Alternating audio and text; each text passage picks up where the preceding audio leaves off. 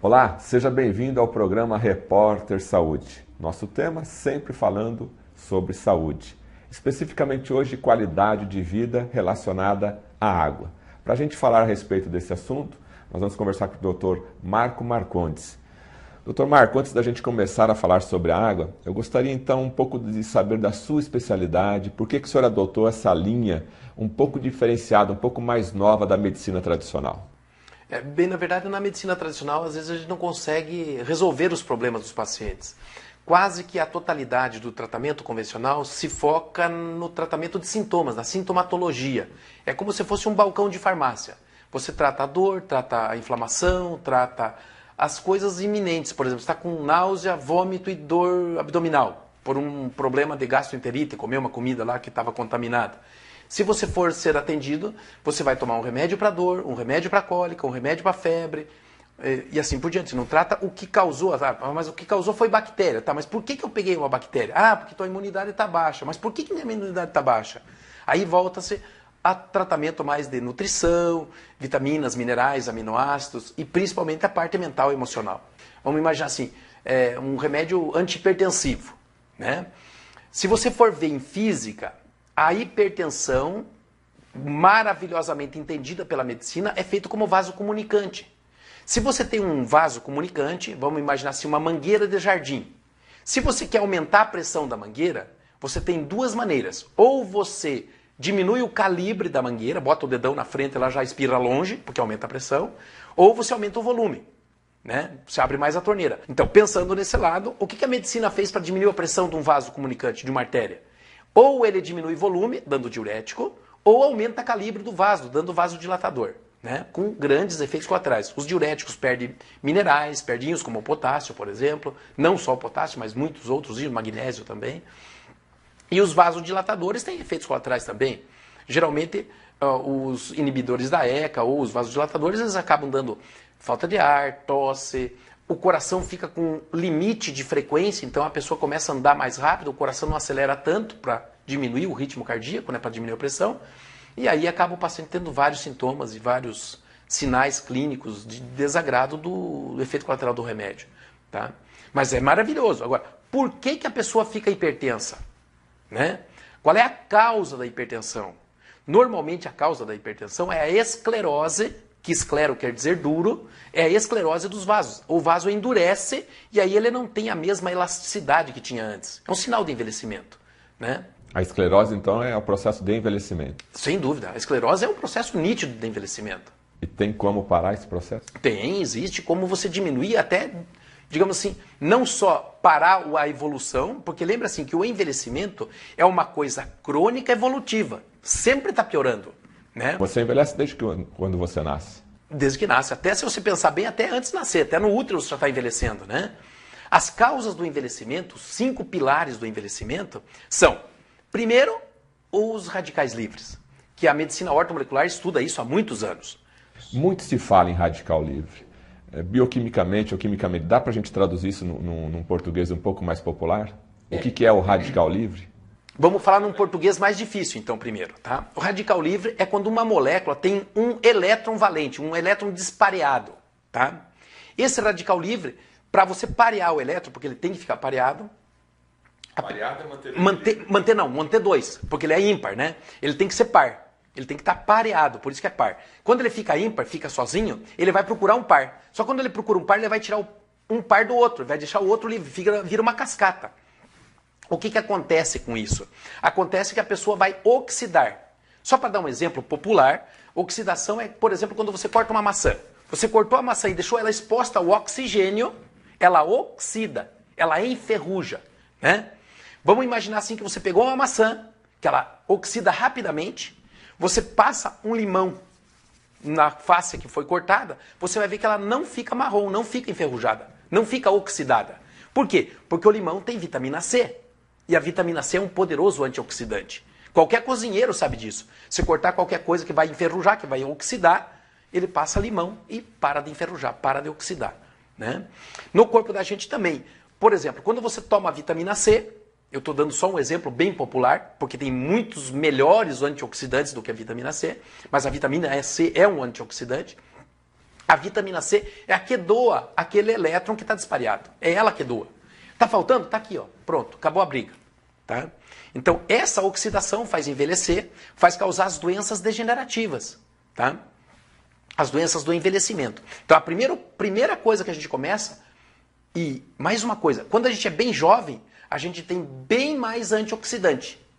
Quando a gente vai envelhecendo, a gente vai perdendo os antioxidantes naturais. Cada vez que você respira, um pouco do oxigênio teu se transforma em radical livre. Tá? 6% em média. Mas a média que nós temos hoje, por causa da poluição, agrotóxico e um monte de venenos, a gente tem muito mais oxidante do que tinha antes. Inclusive a alimentação moderna. Sem dúvida. Principalmente os fast food, né? As alimentações, eu chamo essa alimentação nossa de uma alimentação morta, né? Porque a gente só come coisa morta, né? Então, essa alimentação que nós temos produz muito radical livre. Então, um dos pilares são os radicais livres, é o primeiro que aparece. O segundo são os hormônios. A partir dos 25 anos de idade, a gente começa a diminuir os hormônios. Começa a diminuir o hormônio de crescimento, que não só serve para crescer, como um também marcador de envelhecimento. Aos 30, 35, começamos a diminuir o DHA. O homem, a partir dos 35 anos, começa a ter um grave problema de envelhecimento por causa do hormônio. Começamos a entrar na andropausa. A mulher já entra entre 45 e 55 anos. No Brasil, a média é 51 para a mulher. E aí nós começamos a envelhecer em termos de hormônio. A terceira coisa são os telômeros. O telômero é uma parte do cromossomo que indica quanto você viveu e quanto tem para viver. E cada vez que você vai vivendo, você vai encurtando o telômero. Tá? Mas nós temos um telômero capaz de fazer com que a gente viva 130 anos bem. Só que o estresse, a ansiedade, a angústia, a agitação, hipersensibilidade, melancolia, depressão, enfim, qualquer coisa faz com que você gaste mais telômero. E aí você indica que está ficando mais velho. A metilação, isso é uma coisa novíssima, a metilação de radical metil, tá? Os metilos a gente vai ficando velho e vai tirando os radicais metilos, tá? E a metilação é importante anti-envelhecimento, tá? É uma coisa muito importante. E a quinta é a caramelização. A caramelização é o ajuntamento de proteína com açúcar, que ocorre, por exemplo, quando você coloca um frango de mercado para assar. Quando você coloca aquele frango, dali 2 horas ele está com cor de caramelo, porque juntou proteína com açúcar. Se um cozinheiro for bem experiente, ele passa um pouquinho mais de proteína ou um pouquinho de açúcar, fica mais caramelizado ainda. O corpo vai tendo isso naturalmente, vai caramelizando ou glicando. Tá?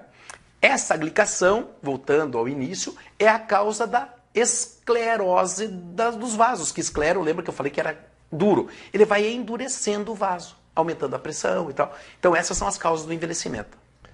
Nós estamos conversando aqui com o Dr. Marco Marcondes e nessa breve introdução, que foi bastante genérica, a gente já entendeu um pouco o processo de envelhecimento. Agora, no segundo bloco, vamos entender como que nós podemos evitar isso para termos mais qualidade de vida.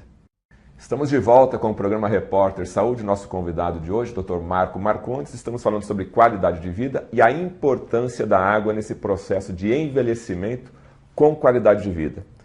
No bloco anterior, nós falamos como que se inicia esse processo de envelhecimento. Agora, quais são as alternativas para retardarmos isso e, ao mesmo tempo, já falarmos da importância da água? Porque muito se fala de água, mas a gente observa que a população, água é tudo igual. Água da torneira, uma água mineral, basicamente é a diferença máxima que a gente observa aí. A garrafinha de plástico, está tudo resolvido. Ninguém lê rótulo. Se for tomar um vinho, ele para 1 hora para escolher o vinho. A cerveja, hoje até a população já está escolhendo a sua cerveja. E a água, deveríamos ter um cuidado maior para escolher a nossa água? E ela influencia no processo de anti-envelhecimento? Essa pergunta é maravilhosa, né? Primeiro que nós médicos estudamos muito pouco água. Na faculdade a gente estuda pouca água. A medicina ortomolecular tem digamos assim, umas etapas de aprendizado que uma delas é só água. Primeiro que a água é o nutriente mais importante que nós temos.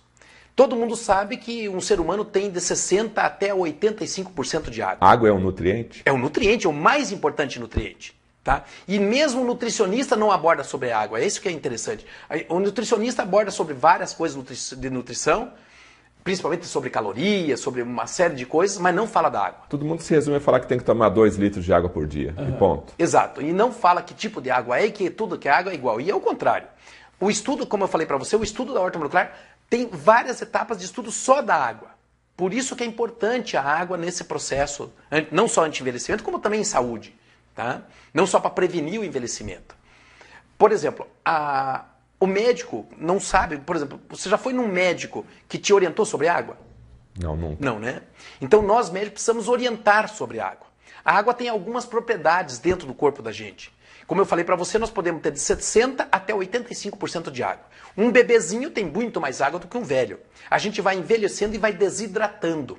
Nessa proporção, quer dizer que uma pessoa adulta com uma faixa de 70 quilos... Tem 50 quilos de água. 50 quilos de água. Você imagine, tá? É muita coisa. É Muita importante, coisa. então. É importantíssimo. É o nutriente mais importante. E a água é um nutriente. Primeira coisa que nós temos que ver com a água hoje em dia é o frasco da água. Tá? Aquele frasco de plástico, que 90% da água que a gente vê e é vendida em frasco de plástico. Aquele frasco, submetido ao calor, ele produz um hormônio feminino chamado xenoestrógeno. E esse estrógeno é o estrone, que é o E1, tá? E ele é altamente proliferativo. Inclusive, o câncer de próstata se deve a ele, tá? O câncer de mama. Alguns órgãos têm muita sensibilidade ao estrogênio. A mama, a próstata, o endométrio, que é do útero. Mas qual a origem desse plástico, quando aquecido, com a própria temperatura do ambiente, liberar um hormônio, o estrógeno mais ou menos? É possível isso? É possível não, isso é real. Você aquece um pouquinho aquele plástico, tendo água, ele sai do plástico um hormônio, chamado xenoestrógeno, que ele entra no receptor E1, no estrogênio 1, no estrone, que é proliferativo. Tanto o plástico do garrafão de 20 litros como a garrafinha plástica. Tá? Muita gente quando fala assim, diz, não, doutor, mas eu só uso água na temperatura fria, eu nunca esquento a água. Mas o grande problema é quando ela foi fabricada lá e ela sai do caminhão, ou sai embalada, o caminhão fica rodando para ser entregue, esse caminhão fica fechado. Se você for num baú de caminhão que entrega água, você vai ver que essa água chega até 50 graus. Tá? É fechado, a luz ambiente do sol. Ela já liberou o xenormônio por causa disso. Tá? Esse e ali já ficou armazenada naquela água e não sai mais. Não sai mais. Aí quando você bebe aquela água em frasco de plástico, seja no copinho, seja no garrafão de 20 litros, ela tem hormônio, o xenoestrógeno. Tá? Essa é uma das coisas importantes. Na minha opinião, a primeira, vai tomar água? Tome em frasco de vidro. Me permita aqui um parênteses. Falando em plástico, a gente lembra da mamadeira. Você está falando que a importância do plástico da água, né? E a mamadeira de plástico com leite aquecido em micro-ondas? O leite também tem água. A maior parte do leite, aliás, o leite é água, com alguns nutrientes dentro dessa água, né? Mas o leite é água, tá? A gente diz assim, o cara não bebe água, bebe cerveja. Mas cerveja é água, com algumas coisas dentro da água, né? O leite é água, com alguma coisa dentro dessa água, né? Então, para aquela mãe que está dando de mamar ainda na mamadeira, algum cuidado especial? Mamadeira de vidro. Esse é o cuidado especial. Voltar antigamente. Voltar antigamente, sem dúvida. Tá? Porque o plástico produz xenoestrógeno. Então, outra coisa que nós temos que ver com a água é o pH da água. Uma água, para ser boa, tem que ter um pH acima de 8, pelo menos. Porque a água ácida vai acidificar teu corpo. Lembre que uma criança é totalmente alcalina, um velho é ácido. Tá? Nós vamos acidificando ao longo do tempo. E todas as doenças degenerativas e crônicas, inclusive o câncer, só se manifesta em meio ambiente ácido. Tá? Se você quiser melhorar o meio ambiente do teu corpo para não produzir câncer, a primeira providência é alcalinizar o corpo. E uma delas é tomar água. Lembra que teu corpo é 70% de água. Essa informação referente que o corpo ácido propicia um ambiente de doenças, inclusive o câncer, ele tem estudo científico para isso? Sim, o Dr. Simoncini é um dos caras que mais estudou isso. Aquele médico italiano que fala para você pôr até um soro de bicarbonato, que é um alcalinizante. Isso ficou famoso no mundo inteiro. Não, nossa, isso é pesquisado no mundo inteiro. O cara que mais pesquisou isso foi o Dr. Simoncini.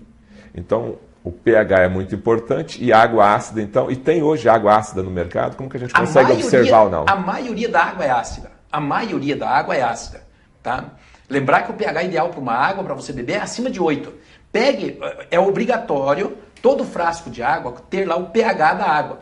Esse pH é na fonte. Depois que você tira da fonte, ele se torna mais ácido. Mas nem vamos falar disso. Vamos só falar daquele pH que está escrito na água, tá? Então você pega um frasquinho de água, está lá escrito pH na fonte. Você vai buscar ela, tem que estar acima de 8. Raramente tem uma água acima de 8. Tá?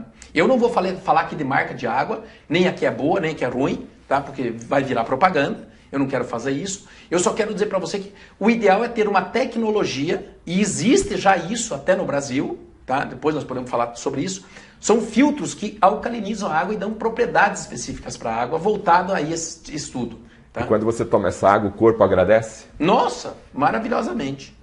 Isso é extremamente importante. Agora, se o estômago, onde o primeiro órgão que vai cair essa água, ele é ácido e você está tomando uma água alcalina, o que acontece fisiologicamente? Não vai neutralizar essa alcalinidade? Não, quando o estômago vai tomar água, ele não joga essa acidez para a água, tá? Ele vai jogar para a comida, para quebrar as moléculas de comida. O estômago tem que estar ácido, mas para digerir comida, não para digerir água, tá? E a água não alcaliniza o pH do estômago. É interessante. A mucosa do estômago vai produzir esse ácido, vai liberar esse ácido quando você vai comer, vai ter alimento. Mas quando você vai tomar água, ele não joga esse ácido. Por isso é importante, então, tomar uma água com pH elevado, que é um pH alcalino, para poder ajudar o organismo. Sem dúvida. Quais outros fatores? A tensão superficial da água. Deixa eu tentar fazer para você saber o que é tensão superficial que eu faço para os pacientes. Eu já deixo isso aqui para mostrar para o paciente. Tá? O que é tensão superficial? Tá? É rapidinho. Ó, tá vendo essa água aqui? Ela não formou uma bolha? Ela não ficou escorrida, ela formou uma bolha, não ficou? Sim. Se eu quiser furar a bolha, eu faço assim, eu furo a bolha de água, né? Certo. Ó, tá vendo? Eu furo a bolha. O que mantém essa água em bolha e não escorre? Pode ver, se você pegar um copo de água, você encher o copo de água até aqui, você pode até encher um pouquinho mais, ele fica um pouquinho mais cheio. E aí se você chegar uma agulha aqui, ela vaza, né? Então, essa bolha de água, para manter essa bolha, existe o que eles chamam de tensão superficial da água. É uma propriedade da água. Uma propriedade da água. Se a água tiver uma tensão superficial muito grande, como essa que nós estamos vendo, tá? Ela mantém a água presa. Então, para a água ser boa e fluir no corpo, ela tem que ter uma tensão superficial bem baixa, para quebrar mais rápido. Tem pessoas, lembra que no vaso, ela tem que entrar em qualquer capilar essa água. Se a água tiver uma tensão superficial, a água ela não entra. Aquele tecido vai ficar desidratado. Então a água, se tiver uma tensão superficial alta, ela não hidrata. Ela desidrata. Ela não só não hidrata, como pior, desidrata. Uma água com tensão superficial alta desidrata. Então você toma água e desidrata. Olha que coisa estranha. Nunca ouvi falar disso. Nunca ouviu falar? Não. Então está ouvindo falar a primeira vez. Tensão superficial da água é a característica da água ficar presa, como está nessa bolha. Tá? E como que a gente, enquanto pessoas comuns, podemos escolher a água? Tem essa informação? Não tem essa informação. Essa informação não existe, nem em nenhuma água tem. Nenhuma água traz isso para nós. O que tem que ser feito na água, então, para que ela tenha uma tensão superficial menor? Existe uma técnica, um filtro especial, que faz com que a água fique com a tensão superficial menor. Tá? É uma propriedade física da água. É só uma maneira, digamos assim, tecnológica para fazer isso. Resumindo, toma água com tensão superficial baixa, ela hidrata mais e chega a todas as extremidades do organismo. Exatamente. Assim. Hidratando e levando os seus nutrientes. Nutrientes é a propriedade da própria água, né? Estamos conhecendo aqui vários detalhes da importância de se escolher uma água ideal para você tomar, ficar mais nutrido e ajudar o organismo, então, na prevenção do envelhecimento, inclusive de doenças. Qual outra característica que a gente pode abordar aqui, doutor? Lembra que no começo nós falamos de um dos processos de envelhecimento, o primeiro deles é a oxidação. Sim. A água, ela pode ser antioxidante. Existe água antioxidante. Ela tem que ser reduzida, quimicamente falando. Porque o contrário de oxidado é reduzido. Tá? Falando de pH, o contrário de alcalino é ácido, lembra? Nós já falamos. O contrário de oxidado é reduzido. Então existe uma maneira de se fazer uma água reduzida para ela ter antioxidar. Essa é outra propriedade. Então, esse filtro que eu comentei com você faz essa propriedade redox, tá? Reduz a água em termos químicos. Então, além de você ter que estar ingerindo antioxidantes, né, suplementando essa tua nutrição, o organismo já tem o seu antioxidante. Natural, mas se tiver uma água oxidada, esse antioxidante natural não vai fazer efeito. Você comentou da vitamina C que também ajuda muito na antioxidação. Exato. Agora, a água nós tomamos todo dia. Então, ter uma água com essas características vai ajudar mais ainda o organismo. Muito mais. Mesmo que você, digamos assim, se você usar antioxidante e tomar uma água oxidada, o antioxidante vai agir na água, mas não em você. Você vai perder o antioxidante que você toma. Você tomando uma água reduzida, você ajuda teu corpo com o próprio antioxidante. Ela já é um antioxidante. Tá?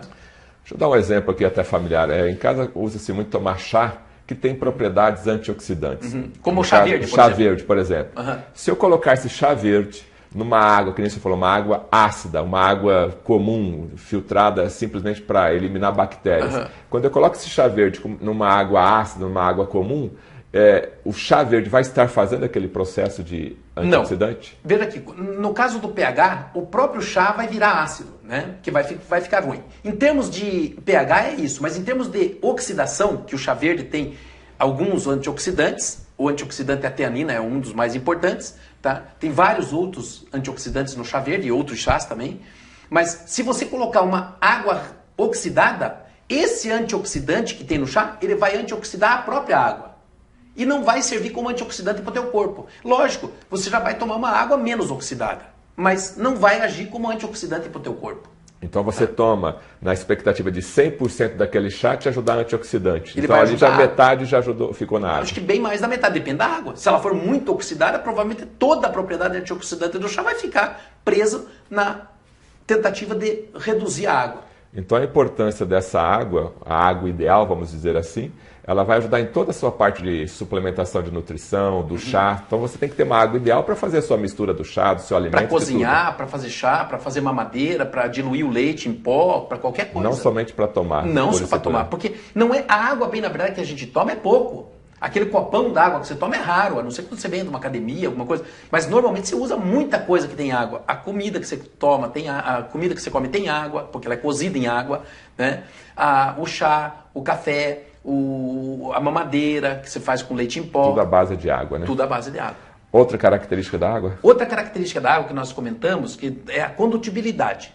Nós temos que ver o seguinte, a água tem íons.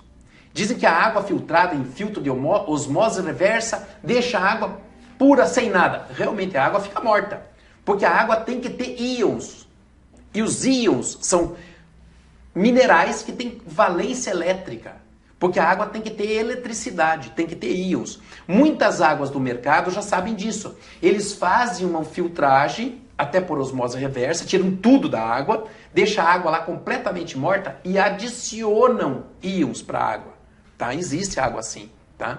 Que pode fazer. Ela é enriquecida artificialmente. Artificialmente, tá? O ideal é você usar uma naturalmente, porque a natural tem muito mais propriedades do que a artificial. Aí coloca o quê? Cálcio, magnésio? Cálcio, magnésio, tem até substâncias alcalinas para alcalinizar a água, tá? Essa substância alcalina para alcalinizar a água, ela é mais importante, ela é a base de uma água alcalina ou a água alcalina natural é feita por um outro processo daquela de angulação? Não, a água alcalina natural é com os íons, tá? Íon de magnésio e de sódio, né? Bicarbonatos, né? Que alcalinizam muito a água. Se você tomar uma água ácida, o que você vai fazer? O teu corpo vai tentar roubar os teus íons. Vamos imaginar que ele roube. Qual é o íon mais abundante no corpo que é alcalino? É o cálcio ou o magnésio. Então você toma uma água ácida, o teu cálcio e magnésio vai para a água. E aí você vai perdendo massa óssea. Talvez seria uma das causas da osteoporose. Um refri. Qualquer refri tem 2,4 de pH. Então quando você toma um refri muito ácido, e o refri não vem no rótulo qual é a acidez dele, né? Você tem que tomar 32 copos de água alcalina para tentar neutralizar aquele pH do refri. Tá? E quando você toma esse refrigerante, na tentativa do corpo querer equilibrar, ele vai retirar então esses minerais do próprio osso e do organismo. Exato, normalmente cálcio e magnésio. Então, como o refrigerante aí virou moda nos últimos 30, 40, 50 anos e a osteoporose cresceu também, tem uma relação direta. Completamente verdadeira essa relação. Mais alguma característica da água? Eu acho que as últimas características é a arquitetura da água. A água no nosso corpo, ela é hexagonal, ela é feita em hexágono. Tá? É um hexágono assim, tá? A água vem assim, então aqui tem uma molécula de água, aqui tem outra molécula de água, aqui tem outra molécula de água. Seis moléculas de água em hexagonal, tá? Isso é uma propriedade da água que a gente tem. Normalmente a água que a gente toma, ela não tem essa propriedade. E essa propriedade é importante pra gente. Esse aqui é tão pouco estudado, tão pouco visto, que muito raramente tem alguém que saiba disso, dessa arquitetura hexagonal da água. Tá? E qual a importância dessa arquitetura para o organismo? Para a água fluir de uma forma perfeita. Ela tem que estar nessa forma para ela fluir nessa forma perfeita dela. Tá? Se ela tiver com outro desenho, dificulta. Dificulta, inclusive aumenta a tensão superficial. Tá? Ou seja, tudo está relacionado dentro da água. Exatamente. Tá? Com certeza o programa de hoje está levando para você várias informações a respeito da água que você não conhecia. Dr. Marco, qual a mensagem final, então, para alertar a população, para aquela pessoa que tem interesse em cuidar da sua saúde? qual mensagem o senhor daria para que ele observasse melhor a questão da água, da sua hidratação? A coisa é tão profunda, que nós comentamos hoje, é tão profunda, que não existe nem como a pessoa se cuidar nisso, porque não tem informação disso nos rótulos da água, não tem nada. A única coisa que tem, e já é muita coisa, é o pH da água. Tá? Isso já é obrigatório ter nos rótulos. Mas sobre a tensão superficial, sobre a condutividade, sobre o frasco, o frasco dá também para selecionar. Frasco sempre de vidro. Tá? Ou usar filtros especiais. Existem filtros hoje fabricados exclusivamente para isso. Tem gente estudando isso há muitos anos. Só que não é tão reportado. O que falta é divulgação disso, que tem gente que estuda isso há muitos anos. Já existe filtro, inclusive no Brasil, que faça essas 5 propriedades da água. Essas 5 propriedades da água têm a ver com o processo de ionização? A ionização é um deles, né? É um dos 5. Lembra que nós falamos, é o pH, o frasco, a tensão superficial, a ionização e a arquitetura da molécula, né? A ionização é um deles. Então, mas dessa reportagem, então, a única informação que está disponível para o consumidor é o pH. Então, se o consumidor já olhar o pH, já é um passo que ele está dando. Passo, nossa, um passo gigantesco. Tá? É um dos principais. Mas eu acho que mais importante ainda é ver o frasco que está a água. Tá? O frasco de plástico tenta tirar da tua vida. O senhor não toma água mineral de plástico? Nunca. Eu tomo água filtrada. Existem filtros para isso. Tá? Que daí eu ponho no meu copo. Eu ponho no meu copinho. Tá? Aí eu ponho a água no meu copo. Tá? Quer dizer, são atitudes simples que está contribuindo no seu dia a dia para chegar a uma idade mais avançada com qualidade de vida. Exatamente. Aí quando sai de casa, que não tem o filtro em tudo que é lugar, né, obviamente, aí procura comprar uma água de boa qualidade, perceber o pH e frasco de vidro. Ok, conversamos hoje aqui no programa Repórter Saúde, matéria especial sobre a água, com o especialista Dr. Marco Marcondes. Até o nosso próximo encontro.